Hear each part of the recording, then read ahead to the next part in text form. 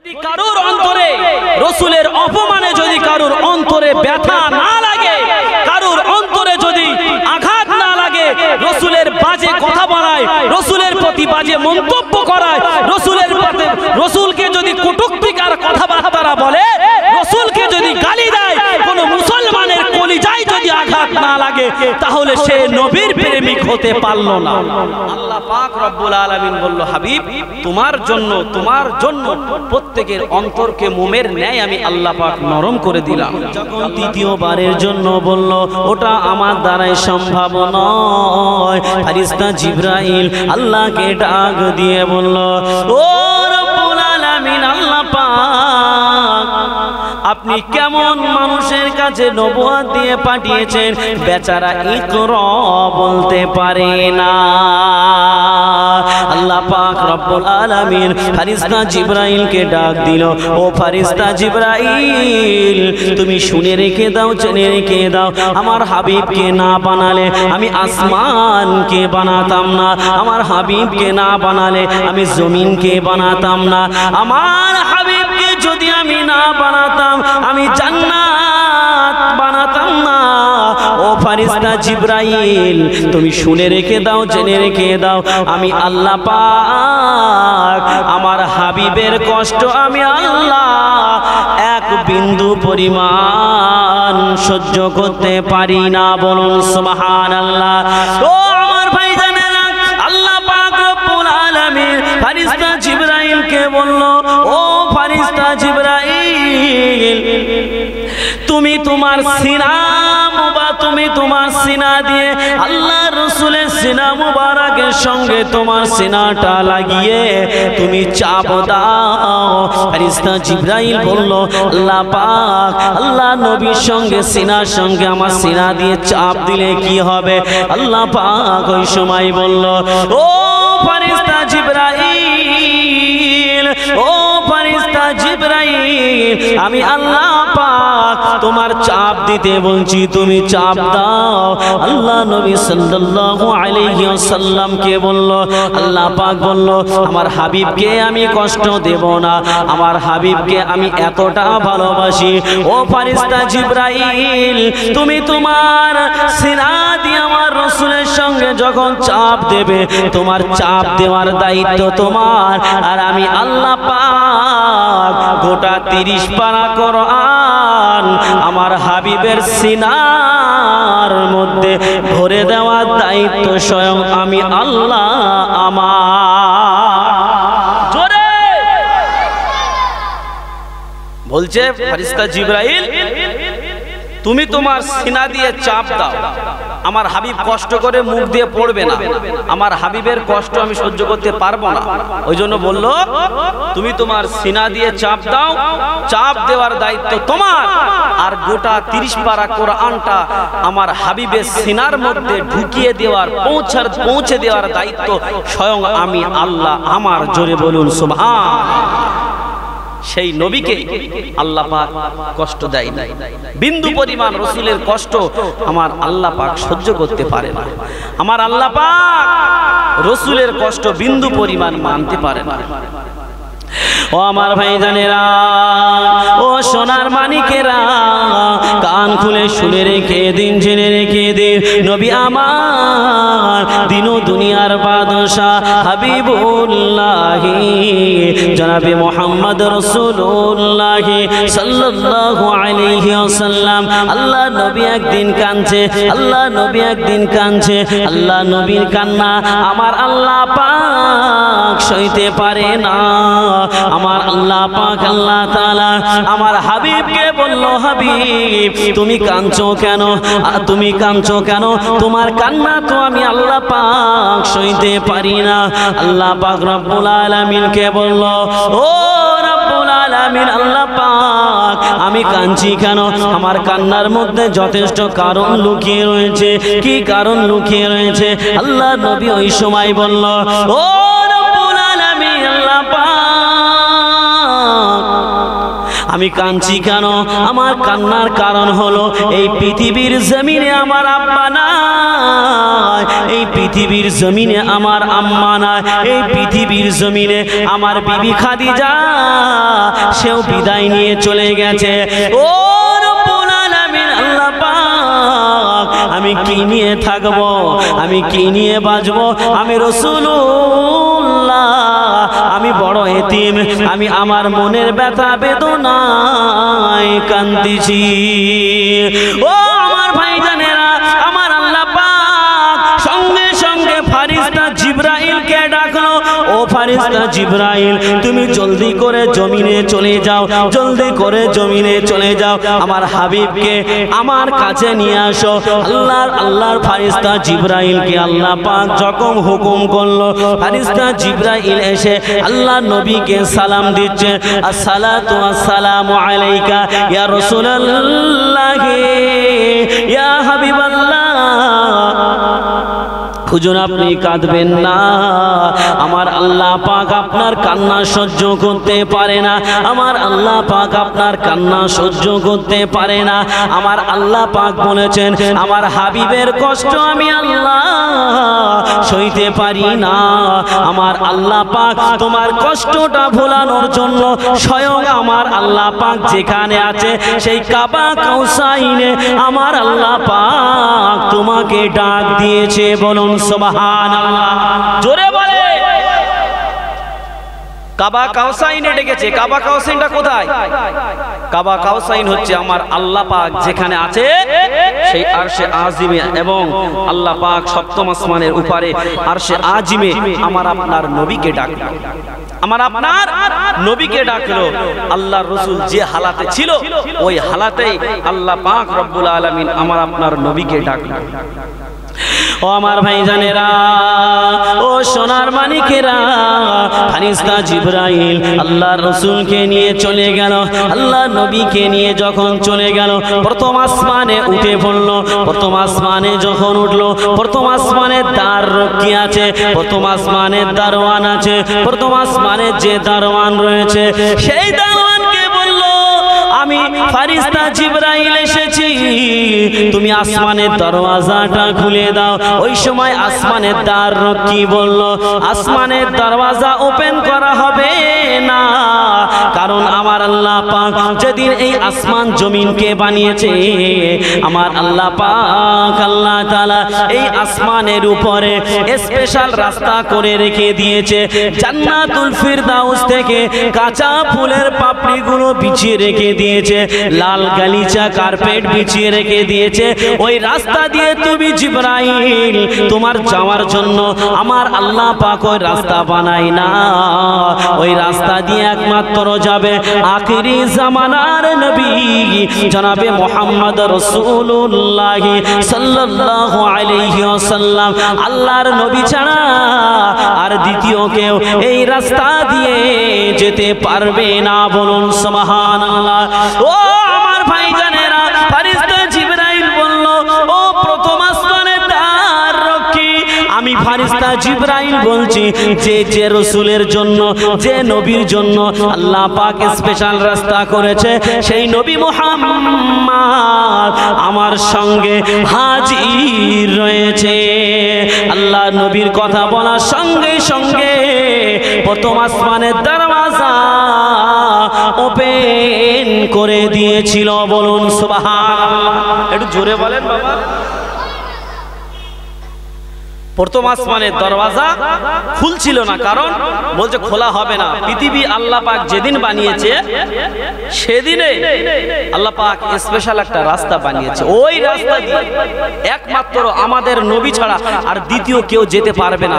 জান্নাতুল ফিরদাউস থেকে কাঁচা ফুলের পাপড়ি এনে বিছিয়ে দিয়েছে এবং কার্পেট বিছিয়ে রেখে দিয়েছে। ওই কার্পেটের উপর দিয়ে একমাত্র আমার দয়ার রাসূল হেঁটে হেঁটে যাবে, তার জন্য স্পেশাল রাস্তা। বলল সেই নবী মুহাম্মদ আমার সঙ্গে হাজির। আল্লাহ রাসূলের কথা বলার সঙ্গে সঙ্গে জান্নাতের প্রথম আসমানের দরওয়াজা ওপেন করে দিল। ও আমার ভাইজানেরা, ও সোনার মানিকেরা, কান খুলে শুনে রেখে দিন, জেনে রেখে দিন। আল্লাহ আল্লাহ নবী প্রথম আসমানে উঠে গেল। আল্লাহ নবী প্রথম আসমানে উঠে আল্লাহ নবী দেখতে লাগলো, আল্লাহ নবী হাঁটতে লাগলো। নবী আমার দিন দুনিয়ার বাদশাহ হাবিবুল্লাহ জনাবে মুহাম্মদ রাসূলুল্লাহ সাল্লাল্লাহু আলাইহি ওয়াসাল্লাম নবী আমার যখন প্রথম আসমানে ঘুরতে লাগলো, আল্লাহ নবী দেখতে পাচ্ছে বিভিন্ন পিলিয়ারের গায়ে, বিভিন্ন দেয়ালের গায়ে আমার আল্লাহ পাক যে টেকচার গুলো করে রেখে দিয়েছে, ওই টেকচারের মধ্যে আমার আল্লাহ পাক আমার আপনার নবীর নাম দিয়ে ডিজাইন করে রেখেছে। জোরে বলে। আসমানের উপরে আল্লাহ পাক নবীর নাম দিয়ে এবং আল্লাহর নাম দিয়ে আল্লাহ পাক ডিজাইন করে রেখে দিয়েছে। কেন? আমার নবীকে ভালোবেসে। আল্লাহ রাসূল দুনিয়ায় কাঁদছিল না? কাঁদছিল তো, কিন্তু আল্লাহ কি বলল? হাবিব তোমার কান্না আমি সহ্য করতে পারবো না, তোমার মুখে হাসি ফোটানোর জন্য আমি আল্লাহ পাক তোমাকে ডেকেছি। তো আল্লাহ রসুল যখন ওই দৃশ্য দেখলো যে পিলিয়ারের গায়ে, টেকচারের গায়ে আমি রসুলুল্লাহ এবং আমার আল্লাহর নাম দিয়ে ডিজাইন করেছেন, তখন আল্লাহ রসুল ওই ডিজাইনটা দেখে নবী মুহাম্মদ মুস্কে মুস্কে হাসতেছিল। জোরে বলবেন না? আল্লাহর নবী যখন হাসছিল, ফারিস্তা জিবরাইল বলছে, ইয়া রাসূলুল্লাহ, ইয়া হাবিবাল্লাহ, আপনি যে হাসছেন, আপনি না কাঁদতেছিলেন? আপনি তো কাঁদছিলেন, আপনি এখন হাসছেন যে? আল্লাহ রসুল বলছে, ফারিস্তা জিবরাইল, আমি হাসছি কেন? আমার হাসির মধ্যে যথেষ্ট কারণ লুকিয়ে আছে। আল্লাহ নবী সাল্লাল্লাহু আলাইহি ওয়াসাল্লাম, ও আমার ভাইজানেরা, ফারিস্তা জিবরাইল আল্লাহ নবীকে নিয়ে দ্বিতীয় আসমানে উঠে গেল। দ্বিতীয় আসমানের দ্বাররক্ষীকে দরওয়াজায় আঘাত করলো। ফারিস্তা জিবরাইল ওই সময় যখন দ্বিতীয় আসমানে আঘাত করলো, দেখতে পাওয়া গেল বাবা ফারিস্তা জিবরাইল দ্বিতীয় আসমানে যখন আঘাত করলো, ওই সময় আসমানের দ্বাররক্ষী বলছে কে? ওই সময় বলল, আমি ফারিস্তা জিবরাইল এসেছি, তুমি আসমানের দরওয়াজা ওপেন করে দাও। বললো, আসমানের দরওয়াজা ওপেন করা হবে না, কেননা এই আসমানের উপরে আল্লাহ নবীর জন্য স্পেশাল রাস্তা করে রাখা হয়েছে। ওই রাস্তাটা দিয়ে কেবলমাত্র আখিরি জামানার নবী যাবে, আর দ্বিতীয় কেউ এই রাস্তা দিয়ে যাবে না। বলুন সুবহানাল্লাহ। ও সোনার মানিকেরা, কান খুলে শুনে রেখে দেন, জেনে রেখে দেন। ফারিস্তা জিবরাইল ওই সময় বলল, আমার সঙ্গে আল্লাহর রাসূল হাজির আছে। আল্লাহ নবীর কথা শোনার সঙ্গে সঙ্গে আসমানের দরওয়াজা খুলে দিল।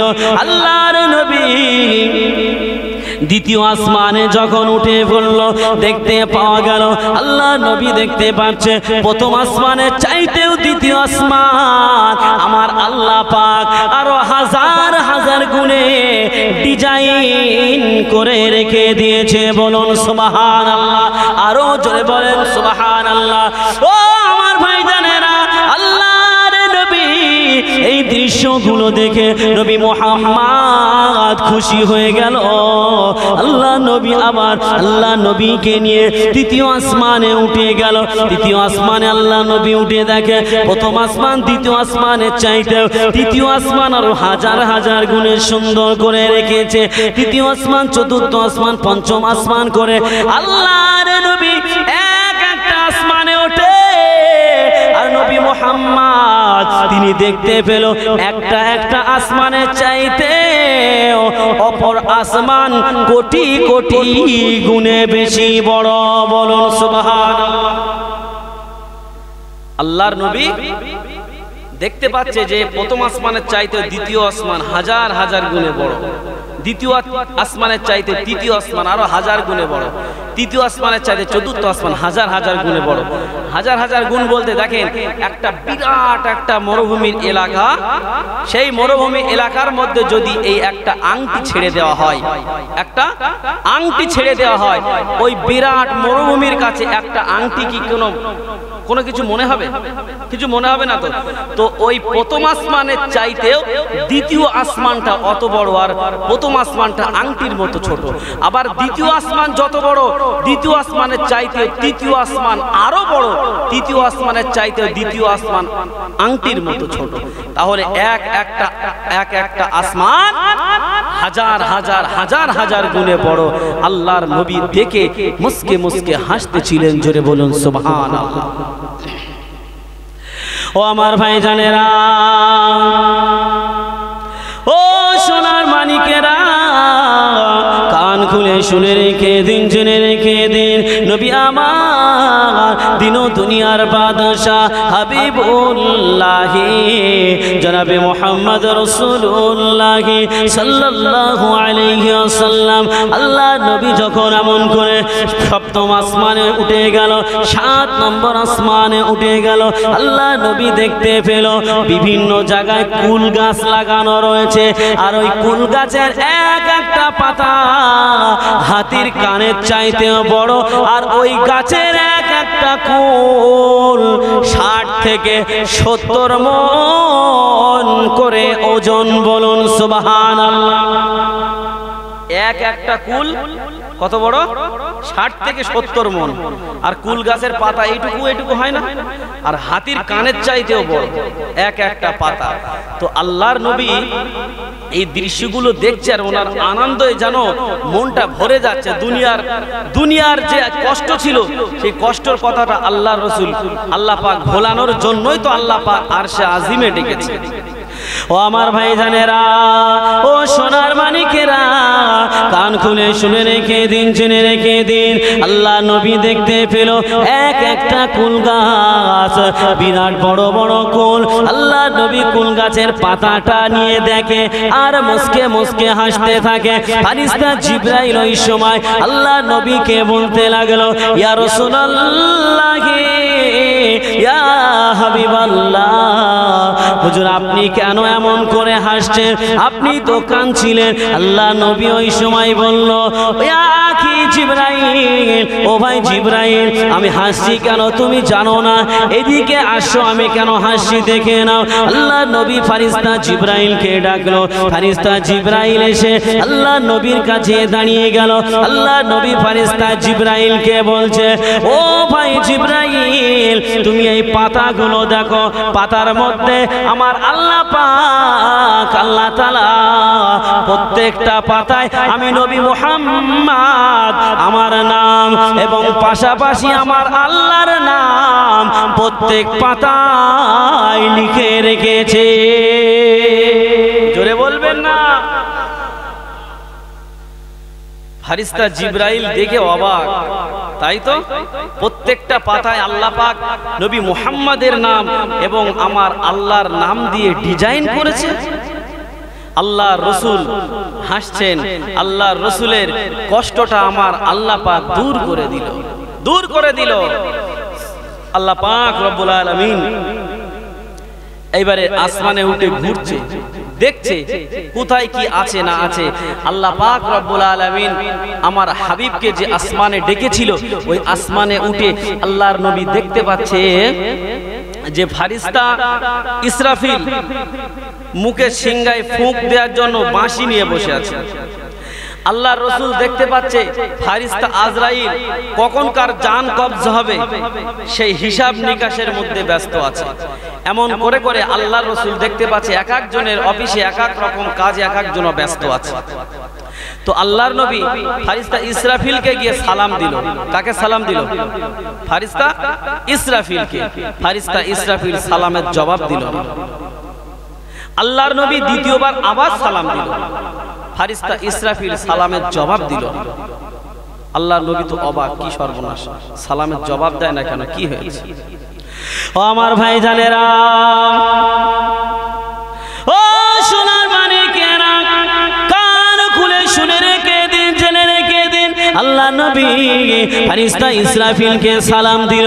প্রথমবার সালাম দিল, সালামের জবাব দিল না। আল্লাহ নবী দ্বিতীয়বার সালাম দিল, সালামের জবাব দিল না।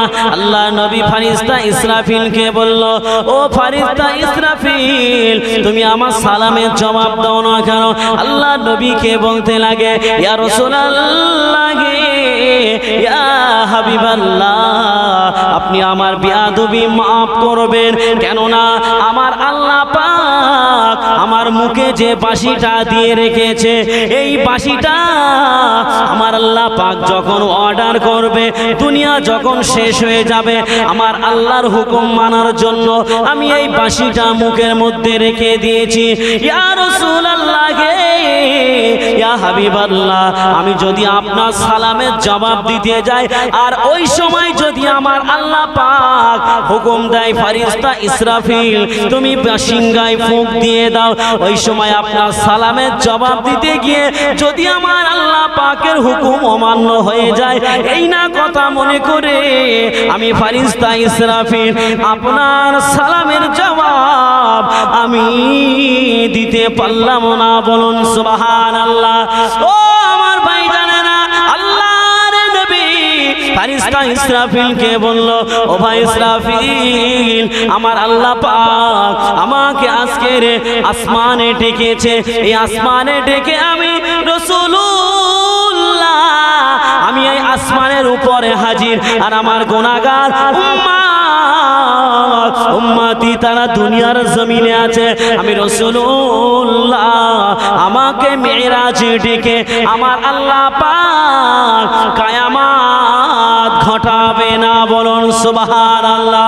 ও ভাই ইসরাফিল, ও ভাই ইসরাফিল, তুমি আমার সালামের জবাব দিতে পারো, তোমার কোনো সমস্যা নাই। আল্লাহ নবী যখন এই কথা বলল, আল্লাহ নবীর কথা শুনে ফেরেশতা ইসরাফিল আল্লাহ নবী সালামের জবাব দিয়েছিল। জোরে আল্লাহ নবী সাল্লাল্লাহু আলাইহি ওয়াসাল্লাম, আল্লাহ নবীকে ফেরেশতা জিবরাইল বলতে লাগলো, ইয়া রাসূলুল্লাহ, ইয়া হাবিবাল্লাহ, হুজুর আমার এই পাসপোর্ট, আমার এই ভিসা, আমি এখান থেকে আর যেতে পারবো না। আমি যদি এখান থেকে যাই, আমার এই ৭০,০০০ ডানা মুহূর্তের মধ্যে পুড়ে ভস্ম হয়ে যাবে। আল্লাহর নবীকে কি বলছে যে, ইয়া রাসূলুল্লাহ, ইয়া হাবিবাল্লাহ, আমি এখান থেকে আর যেতে পারবো না। কারণ আর এইদিকে ওইদিকে কি দেখছেন, আমার দিকে ফেরেন, কোনো দিকে তাকাতে হবে না, ওইদিকে হাত অন্তর বাস করুন, আমার মুখের দিকে তাকিয়ে থাকি। কারণ আল্লাহ রসুল যখন সাহাবীদের নিয়ে দ্বীনে শরিয়াতের কথা আলোচনা করতেন না, এমন ভাবে রসুলের মুখের দিকে তাকিয়ে থাকতো, ওই মজলিসের মধ্যে যদি একটা সূচ পড়তো, সূচের আওয়াজটাও শুনতে পেত। জোরে বলুন সুবহানাল্লাহ। এতটা নিথর হয়ে বসে থাকতো। সুতরাং এদিক ওদিক তাকিয়ে কি লাভ? আপনাদের কিছু দিচ্ছি, এটা নিয়ে পরবর্তীতে একটু আমল করার চেষ্টা করবে। তো আল্লাহ নবীকে বললো, ইয়া রাসূলুল্লাহ, ইয়া হাবিবাল্লাহ, আমি এই ছাড়া আর যেতে পারবো না। এখন যদি কারো পাসপোর্ট না থাকে, যদি মনে করি আমি লন্ডনে যাব, যেতে পারবো? তাহলে আমাদের মেয়াদ হচ্ছে ভারতবর্ষের মধ্যে, এর বাইরে আমরা যেতে পারবো না, এটা আমাদের বাউন্ডারি। সুতরাং আল্লাহর রসুলকে ফেরেশতা জিবরাইল বলছে, ইয়া রাসূলুল্লাহ, ইয়া হাবিবাল্লাহ, আমি এই পর্যন্ত আমার লাস্ট স্টপেজ, এর পরে যদি আমি যাই, আমার এই ৭০,০০০ ডানা মুহূর্তের মধ্যে পুড়ে ভস্ম হয়ে যাবে। সুতরাং আমি আজ যেতে পারবো না, ইয়া রাসূলুল্লাহ, আমি চলে গেলাম। ফেরেশতা জিবরাইল আল্লাহর নবীকে এই কথা বলে বিদায় নিয়ে চলে গেল। কোনো মানুষ যখন দেখবেন একা হয়ে যায়, কোনো মানুষ যখন একা হয়ে যায়, দেখবেন তার কষ্টের কথা, পিছনের কষ্টের কথা তার মনে পড়ে, অতীতের কথা মনে পড়ে। পড়ে না? পড়ে না? এই জোরে বলেন, পড়ে তো? ভেবে দেখবেন, আপনি যখন একা থাকবেন আপনার মন খারাপ লাগবে, আপনার সেই বিগত দিনের কথা মনে পড়বে, কষ্টের কথা মনে পড়বে। তো আল্লাহর নবী সাল্লাল্লাহু আলাইহি ওয়াসাল্লাম হঠাৎ করে চিন্তা করতে করতে নবী মুহাম্মদ তার নিজের পায়ের দিকে নজর পড়ে গেল। কোন দিকে? পায়ের দিকে নজর পড়ে গেল। আল্লাহর নবী নিজের পায়ের দিকে নজর দিয়ে দেখে কি সর্বনাশ বলতো দেখি, আমি সেই যে ছেঁড়া জুতো পরে এসেছিলাম সেই ছেঁড়া জুতো পরে আমি আজকে চলে এসেছি আল্লাহর সঙ্গে দেখা করতে। এই ছেঁড়া জুতো আবার ফের আমি মানে আরশে আজিমে আমি চলে এসেছি আসমানের উপরে, আর এই আসমানের উপরে আমি চলে এসেছি। আল্লাহ পাক স্পেশাল রাস্তা করেছে, আর ওই স্পেশাল রাস্তা দিয়ে আমি ছেঁড়া জুতো পরে আমি হাঁটছি। আল্লাহর নবীর হঠাৎ করে সেই নবী মুসার কথা মনে পড়ে গেল। নবী মুসার কথা মনে পড়ে গেল যে ইস, তাই তো নবী মুসাকে কিন্তু আল্লাহ পাক ডেকেছিল তুর পাহাড়ে। ডেকেছিল না ডাকেনি? ডেকেছিল তো। তো সেই তুর পাহাড়ে আল্লাহ পাক ডেকেছিল। সেই তুর পাহাড় তো দুনিয়ার জমিনে, কোথায়? দুনিয়ায়, সামান্য দুনিয়ার জমিনে তুর পাহাড়, সেখানে পর্যন্ত আল্লাহ পাক নবী মুসাকে বলেছিল, ও নবী মুসা, নো নো নো, তুমি জুতা পায়ে দিয়ে তুমি তুর পাহাড়ে উঠতে পারবে না, তোমার জুতাটা খুলে তুমি খালি পায়ে তুর পাহাড়ের উপরে উঠো। আল্লাহর নবীর হঠাৎ করে নবী মুসার কথা মনে পড়ে গেল। ও আমার ভাইজানেরা, ও সোনার মানিকেরা, ওয়াজটা একটু বোঝার চেষ্টা করুন। আল্লাহ নবী সাল্লাল্লাহু আলাইহি ওয়াসাল্লাম হঠাৎ করে তার পায়ের দিকে নজর পড়ে গেল। আল্লাহর নবী মুসার কথা মনে পড়ে গেল। আল্লাহ নবী মনে মনে ভাবছে, আল্লাহ পাক আল্লাহ তাআলা নবী মুসাকে তো তুর পাহাড়ে উঠতে দেয় না, আর আমি আল্লাহ পাক আল্লাহ তাআলা যে আসমানের উপরে স্পেশাল রাস্তা করে রেখেছে, জান্নাতুল ফিরদাউস থেকে কচি কচি ফুলের পাপড়িগুলো বিছিয়ে রেখেছে, আমি ছেঁড়া জুতা পরে তার উপর দিয়ে হেঁটেছি, আমি আল্লাহর সঙ্গে দেখা করতে যাচ্ছি, আমি আরশে আজিমে যাচ্ছি, আমি এই ছেঁড়া জুতো পাই দিয়ে না, আমি এই ছেঁড়া জুতো পাই দিয়ে যাব না। আল্লাহ নবী হঠাৎ করে তার জুতাটা খুলতে গেল। গাইবি আওয়াজ আসলো, হাবিব তোমার পায়ের জুতো তুমি খুলতে পারবে না, কেন না আমি আল্লাহ পাক আল্লাহ তাআলা তোমাকে নবীদের মধ্যে শ্রেষ্ঠ নবী করে পাঠিয়েছে।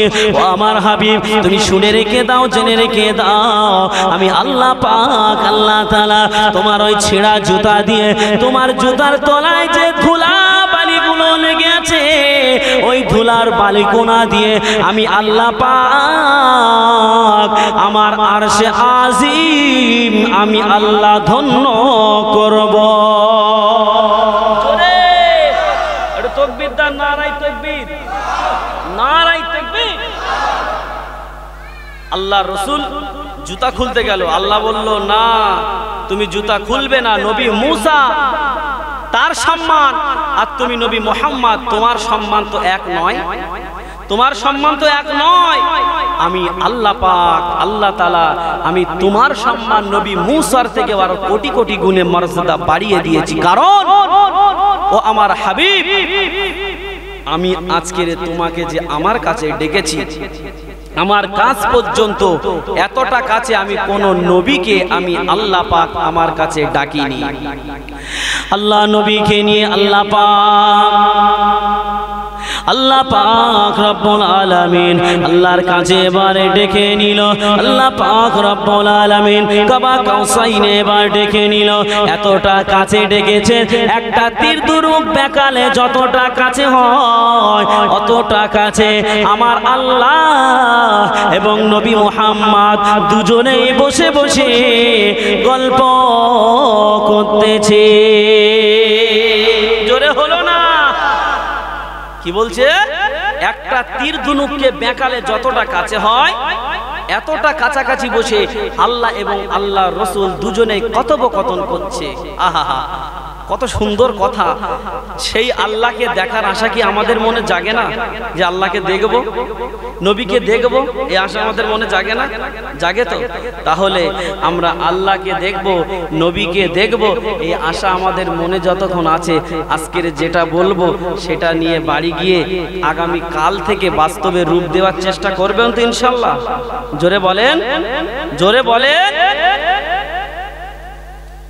তো আমরা তাহলে বুঝতে পারলাম যে আমার নবী মুহাম্মদকে যেই জায়গায় ডেকেছেন ওই জায়গায় কোন নবীকে ডাকেনি। পৃথিবীর জমিনে প্রচুর নবী এসেছে, প্রচুর নবী এসেছে, কিন্তু কোন নবীকে আমার আল্লাহ পাক অতটা কাছে ডাকেনি।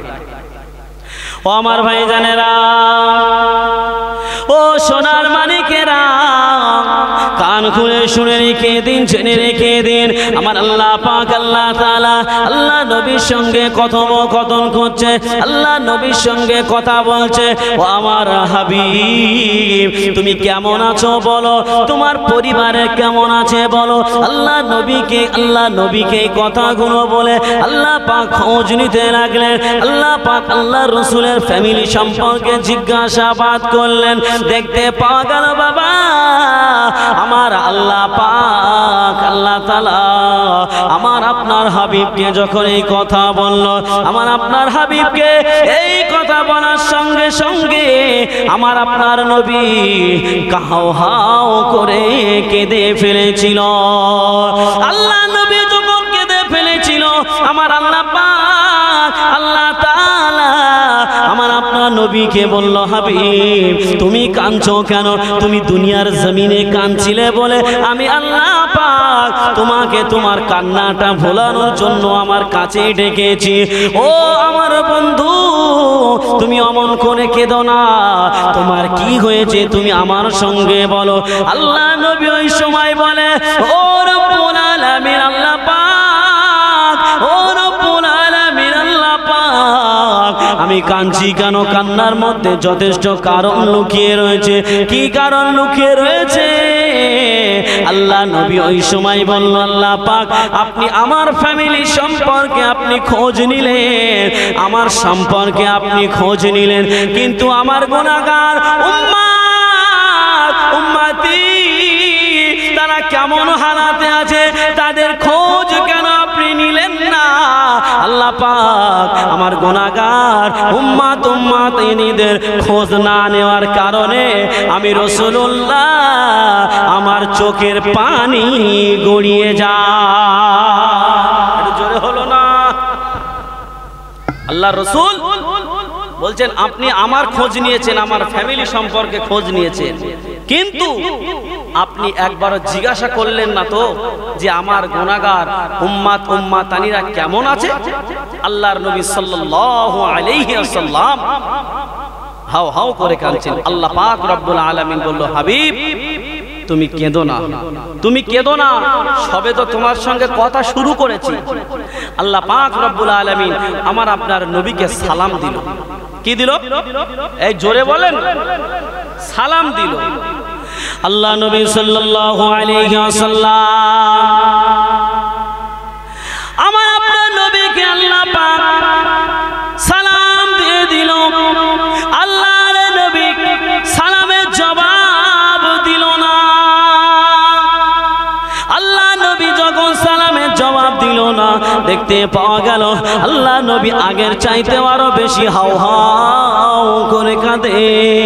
আল্লাহ নবী যখন কাঁদে, আমার আল্লাহ পাক বলে, হাবিব আপনি কাঁদবেন না, আপনার কান্না আমি আল্লাহ পাক সইতে পারি না। ইয়া রাসূলুল্লাহ গে, ইয়া হাবিবাল্লাহ, হুজুর আপনি কেন কাঁদেন? আপনার কান্নার কারণটা কি? আল্লাহ নবী ওই সময় বলল, ও রব্বুল আলামিন আল্লাহ পাক আমি কাঁদছি তার কারণ হলো আপনি আমাকে সালাম দিয়েছেন, কিন্তু আমার গুনাহগার উম্মাতানিরা তারা দুনিয়ার জমিনে আছে, আপনি তাদেরকে সালাম দিলেন না। আল্লাহ পাক আপনি যদি আমার গুনাহগার উম্মাতানিদের সালাম না দেন, আমি রাসূলুল্লাহ আমি আপনার সালামের জবাব দিতে পারবো না। বলুন সুবহানাল্লাহ। ও আমার ভাইজানেরা, আমার আল্লাহ পাক আল্লাহ তাআলা আল্লাহ নবীকে বলল, হাবিব আমি কি তোমার গুনাহগার উম্মাতানিদের বাড়ি বাড়ি গিয়ে সালাম দেব? আমার আল্লাহ পাককে বলল, আল্লাহ পাক আল্লাহ তাআলা আপনি তো আমাকে ডাইরেক্ট সামনাসামনি সালাম দিয়েছেন, আপনি এমন করে সালাম দেবেন, না হলে আমি রাসূলুল্লাহ আমি এক মুহূর্তের জন্য কান্না বন্ধ করব না। বলুন সুবহানাল্লাহ। ও আমার ভাইজানেরা, নবী আমার দিন দুনিয়ার বাদশা হাবিবুল্লাহ হাবিবুল্লাহ জনাবে মুহাম্মদ রাসূলুল্লাহ সাল্লাল্লাহু আলাইহি ওয়াসাল্লাম আল্লাহর নবী ওই সময় আল্লাহকে বলল, আল্লাহ আপনি যদি সালাম না দেন, আপনি যদি আমার উম্মাতানির সঙ্গে দেখা না করেন, রব্বুল আলামিন আল্লাহ পাক আমি কান্না বন্ধ করব না। আমার আল্লাহ পাক আমার আপনার নবীকে বলল, হাবিব তুমি কান্না বন্ধ করো, আমি আল্লাহ পাক তোমার উম্মাতানিদের আমি আল্লাহ আমার পক্ষ থেকে সালাম দিয়ে দিলাম। বলুন সুবহানাল্লাহ। ও আমার ভাইজানেরা, আল্লাহ নবী বলল, ও রব্বুল আলামিন আল্লাহ পাক আপনি তো আমাকে সামনাসামনি সালাম দিয়েছেন, এমন সামনাসামনি সালাম দিতে হবে, না হলে আমি রাসূলুল্লাহ আমি এ সালাম মানব না। জোরে বলেন সুবহানাল্লাহ। বলছে আল্লাহ পাক আপনি তো আমাকে সামনাসামনি সালাম দিয়েছেন, আর আমার উম্মাতানিদের আড়ে আবডালে সালাম দিলে ও সালাম আমি মানব না। আপনি দয়া করে আমার উম্মাতানিদের কিভাবে সালাম দেবেন সামনাসামনি সেই ব্যবস্থাটা করে দিন। আল্লাহ রসুল একেবারে একদম পুরো এটে সেটে ধরেছেন আল্লাহকে, যে আল্লাহ আপনাকে দিতেই হবে সালাম, কি করে দিবেন আমি জানি না। একেবারে একদম নাসার বান্দার মতো করে ধরেছে। আল্লাহ পাক রব্বুল আলামিন আমার আপনার নবীকে বলল, হাবিব তুমি শুনে রেখে দাও, জেনে রেখে দাও, আমি আল্লাহ পাক কথা দিলাম তোমার উম্মাতানিদের সঙ্গে আমি আল্লাহ পাক জান্নাতুদ দারুস সালামের মধ্যে দেখা করে আমি আল্লাহ পাক তাদের সামনাসামনি ডাইরেক্টলি সালাম দেওয়ার ওয়াদা দিয়ে দিলাম। বলুন সুবহানাল্লাহ। জোরে বলবেন না। আল্লাহ পাক কি বলল? জান্নাতুদ দারুস সালামের মধ্যে আমাদের সঙ্গে দেখা করবে এবং আমাদের দেখে আল্লাহ পাক আমাদের সঙ্গে দিদার দিয়ে আল্লাহ পাক আমাদের সম্মুখে সালাম আদান প্রদান করবে। জোরে বলুন সুবহানাল্লাহ। ও আমার ভাইজানেরা, ও সোনার মানিকেরা, আমার আল্লাহ পাক ওই সময় আল্লাহ নবীকে বলল, হাবিব আমি তোমার সঙ্গে কথা দিলাম তুমি সাক্ষী থাকো, আমি আল্লাহ পাক আল্লাহ তাআলা জান্নাতুদ দারুস সালামের মধ্যে তোমার উম্মাতানিদের সঙ্গে দেখা করে আমি আল্লাহ পাক এমন সামনাসামনি আমি আল্লাহ পাক সালাম দিয়ে দেব। বলুন সুবহানাল্লাহ। ও আমার ভাইজানেরা, আল্লাহ নবী ওই সময় বলতে লাগলো, রব্বুল আলামিন আল্লাহ পাক রব্বুল আলামিন আল্লাহ আমি এই কথাটা মেনে নিয়েছি, কিন্তু এই কথাটা মানার মধ্যেও জানো কেমন কেমন লাগছে, আপনি যদি একটু কাগজে লিখে দেন আমি রাসূলুল্লাহ আমি বড় খুশি হব। আল্লাহ পাক বলল, হাবিব আমার কি বিশ্বাস হয় না? আল্লাহ নবীকে বলল, হাবিব আমার কথা কি বিশ্বাস হয় না? আল্লাহ নবী বলল, আল্লাহ পাক আপনি যেটা বলেছেন এটার উপরে বিশ্বাস আছে, যদি আপনি কিছু একটা লিখে দেন আমি রাসূলুল্লাহ আমি বড় খুশি হব। আল্লাহ নবী যখন খুশি হব বললেন, আমার আল্লাহ পাক আল্লাহ তাআলা বলল, হাবিব আমি আল্লাহ পাক তোমার সঙ্গে কথা দিলাম এবং কোরআনের আয়াত তুলে দিলাম, আমি কিয়ামতের দিনে জান্নাতুদ দারুস সালামের মধ্যে আমি আল্লাহ পাক তাদের সঙ্গে দেখা দিয়ে আমি আল্লাহ সালাম দেওয়ার ওয়াদা দিয়ে দিলাম। বলুন সুবহানাল্লাহ। ও আমার হাবিব রে, আমি তোমার কোনো কাগজে লিখে দিলাম না, আমি আল্লাহ পাক এই কথাটা ডাইরেক্ট কোরআনে তুলে দিলাম। জোরে বলেন কোরআনে এত নবীজির শান মুনাফিক দেখে না, কোরআনে এত নবীজির শান মুনাফিক দেখে না, ইমানদার দিওয়ানা যে যেতে চাই মদিনা ঈমানদার দিওয়ানা যেতে চাই মদিনা কোরআনে এত নবীজির শান কোরআনে এত নবীজির শান মুনাফিক দেখে না পড়েন ঈমানদার দিওয়ানা যেতে চাই মদিনা ঈমানদার দিওয়ানা যেতে চাই মদিনা রওজা জিয়ারত করতে যে জন যাইবে মদিনা শাফায়াত করবেন দয়ার নবীজি হাদিসে ঘোষণা জোরে বলেন সুবহানাল্লাহ চিল্লে বলেন আল্লাহর রাসূল বলল মান যারা কবরি ওয়াজাবাত লাহু শাফাআতিন জোরে বলুন সুবহানাল্লাহ আল্লাহর রাসূল বলল যদি কোনো বান্দা বান্দি আমি রাসূলুল্লাহ আমার মাজারটা জিয়ারত করে কিয়ামতের দিনে তার জন্য সুপারিশ করা আমার জন্য ওয়াজিব হয়ে যাবে তাই কবি কত সুন্দর ভাষায় বলছেন রওজা জিয়ারত করতে যে জন যাইবে মদিনা শাফায়াত করবেন দয়ার নবীজি আর কিছু লাগবে না ঠিক আছে যদি লাগে আমি বলে দেব আর মাঝখানে এসে ডিস্টার্ব করবে না ঠিক আছে কেউ আসবে বারবার আসলে আমার অসুবিধা হয়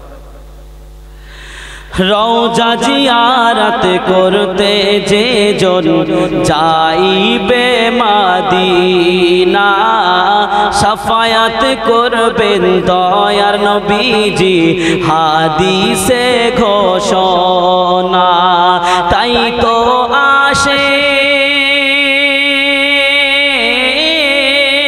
তাই তো আশিক তৌফিক হলে তাই তো আশিক তৌফিক হলে দেরি আর করে না জোরে বলবেন না সুবহানাল্লাহ চিল্লা হলো না তাই তো আশিক তৌফিক হলে দেরি আর করে না ঈমানদার দিওয়ানা পড়েন যেতে চাই মদিনা ঈমানদার দিওয়ানা যেতে চাই মদিনা সাক্কা কামারা সিরাজ মুনীরা তোর আনে ঘোষণা সাক্কা কামারা সিরাজ মুনীরা তোর আনে ঘোষণা আকাশের চাঁদ ডাক দেয় নবীজি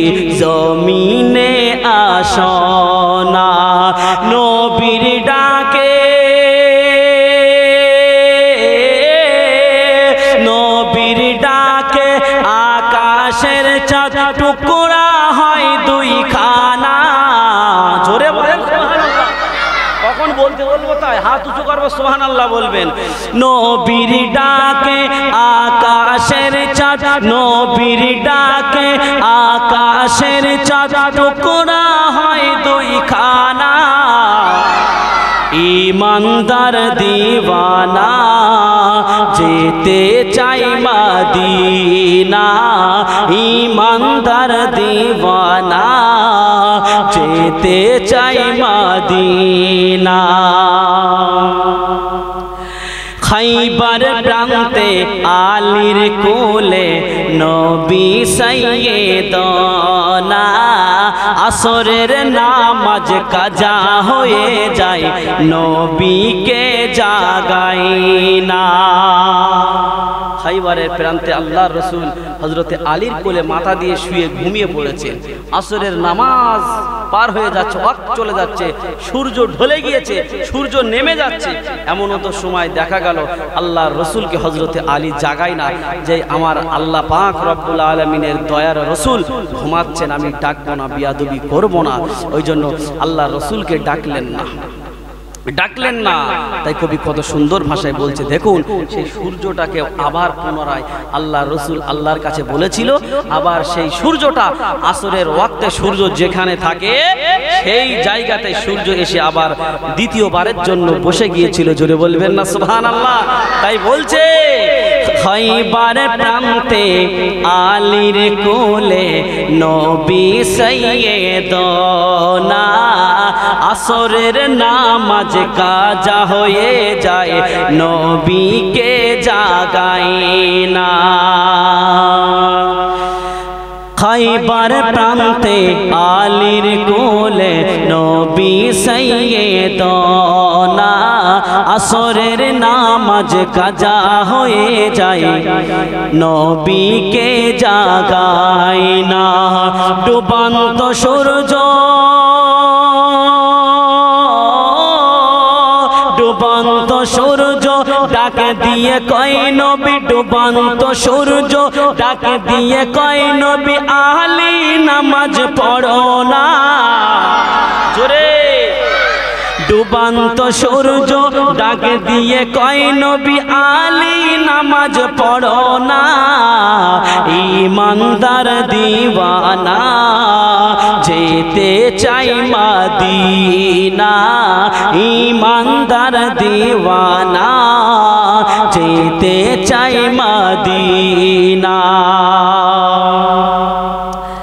কোরআন এত নবীজির শান, কোরআন এত নবীজির শান, মুনাফিক দেখে না।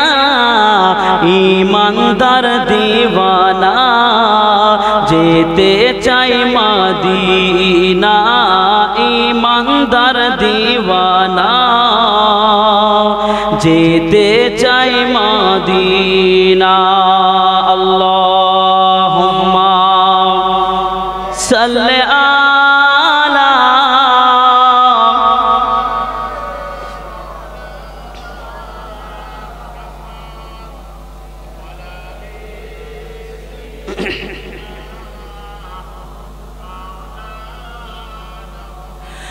হাদিসে পাকে নবী বলছেন উস্তুনে হান্নানা, হাদিসে পাকে নবী বলছে উস্তুনে হান্নানা। নবীর প্রেমে শুকনা গাছে করিল যে কান্না। জোরে বলেন। হাদিসে পাকে নবী বলছে উস্তুনে হান্নানা, শুকনা গাছে নবীর প্রেমে করিল যে কান্না। শুকনা গাছে শুকনা গাছে নবী চেনে, শুকনা গাছে নবী চিনল, মুনাফিক চেনে না। ঈমানদার দিওয়ানা যেতে চাই মদিনা, ঈমানদার দিওয়ানা যেতে চাই মদিনা। কোরআন এত নবীজির শান, কোরআন এত নবীজির শান, মুনাফিক দেখে না।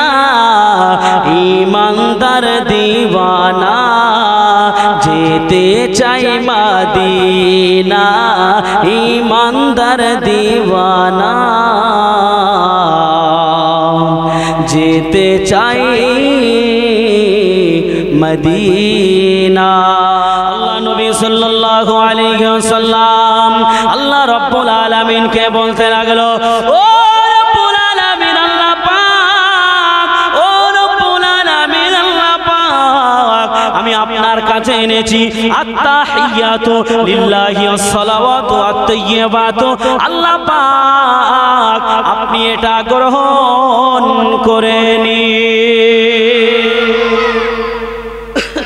আল্লাহ পাক রব্বুল আলামিন আমার হাবিবের কথা শুনে খুশি হয়ে গেল। তাই তো হাবিব তো একেবারে কাঁচা কাজ করেনি, আল্লাহ রসুলকে বলছে ঠিক আছে আমি এটা গ্রহণ করে নিলাম। দিলাম। আল্লাহ পাক ওটা গ্রহণ করে নিল এবং আমার আপনার নবীকে বলতে লাগলো, আসসালামু আলাইকা আইয়ুহান নবী ওয়া রাহমাতুল্লাহি ওয়া বারাকাতুহু। আমার আল্লাহ পাক রব্বুল আলামিন যখন আমার আপনার নবীকে এই কথা বলল, আল্লাহ নবীর এই কথা শুনে আল্লাহ পাকের এই কথা শুনে আল্লাহর নবী খুশি হয়ে গেল। আল্লাহ পাকের এই কথা শুনে যত ফারিস্তারা ছিল সমস্ত ফারিস্তারা খুশি হয়ে তারা সাক্ষী দিতে লাগলো। পড়ুন, আশহাদু আল্লা ইলাহা ইল্লাল্লাহু ওয়া আশহাদু আন্না মুহাম্মাদান আবদুহু ওয়া রাসূল। বলুন সুবহানাল্লাহ। ও আমার ভাইজানেরা, যখন সমস্ত ফারিস্তারা এমন করে সাক্ষী দিতে লাগলো, আল্লাহর নবীর কথা শুনে আল্লাহ জবাব দিল। আল্লাহর জবাবে ফারিস্তারা সাক্ষী দিল। আর ফারিস্তাদের সাক্ষী দেওয়াতে আমার আল্লাহ পাক এতটা খুশি হয়ে গেল। আল্লাহ পাক খুশি হয়ে আমার আপনার নবীকে বলছে, হাবিব তুমি আমার কাছে কি চাও তুমি আমার সঙ্গে বলো। তুমি আজকের আমার কাছে যেটাই চাইবে আমি আল্লাহ পাক আল্লাহ তাআলা তোমার একটা চাওয়া আজকের দিনেতে আমি আল্লাহ ফেরাবো না। কত বড় একটা অফার, বুঝতে পারছেন? কত বড় অফার দিয়েছে যে হাবিব তুমি বলো আজকের তুমি আমার কাছে কি চাও, তুমি যেটা চাইবে আমি আল্লাহ পাক তোমার আজকের একটা চাওয়াকেও ফেরত দেব না। আল্লাহ পাক রব্বুল আলামিনের হাবিব এই কথাটা শুনে নিজের কথা চিন্তা করতে পারত কি গো? পারতো না? আমরা হলে কি করতাম যে আল্লাহ পাক আমাদের একতলা আছে, দুতলা দাও, আর সেই দুতলা বাড়িটা সোনায় পরিণত করে দাও। বলতাম না। কিন্তু নবী আমার দুনিয়ার জমিনে যখন এসেছে আমাদের কথা চিন্তা করে কেঁদেছে। আল্লাহ নবী মৃত্যুর বিছানায় আমাদের কথা চিন্তা করে কেঁদেছে। নবী আমার কিয়ামতের ময়দানে আমাদের কথা ভুলে যান না। বলুন সুবহানাল্লাহ। ও আমার ভাইজানেরা, আল্লাহর নবী পৃথিবী থেকে কোটি কোটি কিলো মাইল দূরে গিয়ে আল্লাহ রাব্বুল আলামিনের সম্মুখে আল্লাহর নবী আমাদের কথা ভুলে যান না। আল্লাহর নবী আমাদের কথা ভুলে যান না। আল্লাহর নবী বলল, আল্লাহ পাক আপনি যতক্ষণ আমার অফারটা দিয়েছেন, তবে এই অফারটা আমি রাসূলুল্লাহ আমি আলতো ফালতো কাজে নষ্ট করব না। আপনি যতক্ষণ বলেছেন আমার প্রত্যেকটা চাওয়া আপনি পূরণ করবেন, তবে সেই চাওয়াটা আপনার পূরণ করতে হবে। এইবারে আল্লাহ রসুল আমাদের কথা মনে পড়ে গেল। এইবারে আল্লাহ রসুল আমাদের নাজাতের জন্য আমাদের কথাগুলো শুনবেন ভালো করে, কি বলছি ওয়াজগুলো বুঝবেন। শুধু সুর শুনে বাড়ি যাবেন আর সকালবেলা যদি বউ জিজ্ঞাসা করে হুজুর কি বলেছে, ও বউ বলতে পারবে না, ও স্বামীও বলতে পারবে, তাহলে ও ওয়াজ শোনার দরকার নাই। যেগুলো বলছি ভালো করে শোনেন। আল্লাহর রসুল বলছেন যে আমি আমার উম্মাতানিদের নাজাতের রাস্তা বার করব। কিসের রাস্তা? নাজাতের রাস্তা। কারণ নাজাত যদি না পায় জান্নাতে যেতে পারবে না। ওই জন্য নবী আমাদের কথা চিন্তা করে নাজাতের রাস্তা বার করছেন। কি বলছেন? আল্লাহ পাক যখন বলল, হাবিব তুমি যেটাই বলবে সেই চাওয়াটাই আমি আল্লাহ আজকে পূরণ করে দেব। আল্লাহ নবী ওই সময় আমাদের কথা মনে পড়ে গেল। আমাদের কথা চিন্তা করে আল্লাহ নবী ওই সময় আল্লাহ রাব্বুল আলামিনকে বলতে লাগলো, ও রাব্বুল আলামিন আল্লাহ পাক, ও রাব্বুল আলামিন আল্লাহ পাক, আপনি হযরতে দাউদ আলাইহিস সালাতু ওয়াস সালামের হাতের ছোঁয়াতে আল্লাহ পাক আপনি কঠিন লোহা মোমের মতো নরম করে দিয়েছিলেন। আল্লাহ পাক তার পরিবর্তে আমাকে কি দিয়েছো? আল্লাহ পাক ওই সময় বলল, হাবিব তুমি শুনে রেখে দাও, জেনে রেখে দাও, আমি যেমন দাউদ নবীর হাতের স্পর্শে কঠিন লোহা মোমের মতো নরম করেছি, আর তোমার জন্য তামা পৃথিবীর জমিনে যত সৃষ্টি জীব আছে প্রত্যেকের অন্তর আমি মোমের ন্যায় নরম করে দিলাম। জোরে বলেন। আল্লাহর নবীকে বলছে তোমার নাম যে শুনবে, তোমার কথা যে শুনবে তার অন্তরটা মোমের মতো গলে যাবে। এবারে প্রশ্ন হলো আমার আপনাদের কাছে, আল্লাহর রসুলের নাম শুনলে আমাদের অন্তরটা নরম হয় না? এই জোরে বলে হয়তো।